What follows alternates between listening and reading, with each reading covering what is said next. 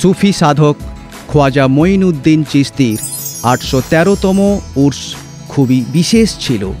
সংখ্যালঘু বিষয়ক মন্ত্রী শ্রী কিরেন রিজিজু মাননীয় প্রধানমন্ত্রী শ্রী নরেন্দ্র মোদীর পক্ষ থেকে চাদর অর্পণের পর দরগা সম্পর্কিত একটি অপারেশনস ম্যানুয়াল প্রকাশ করেন।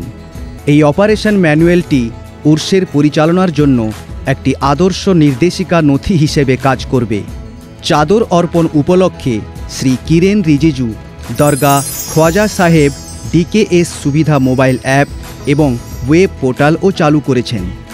দরগা শরীফের ওয়েব পোর্টাল www.garibnawaz.minorityAffairs.gov.in এবং মোবাইল অ্যাপে ভক্তদের খ্বাজা সাহেবের জীবন পরিচয়ের সাথে সাথে তার শিক্ষা সম্পর্কে বিস্তারিত তথ্য পাবেন। এই অ্যাপটি দরগা পরিসরের জন্য ইন্টারেক্টিভ ম্যাপের পরিষেবাও দেবে। তীর্থযাত্রীদের জন্য দরগাহের ভার্চুয়াল ট্যুরের সুবিধাও অ্যাপে পাওয়া যাচ্ছে।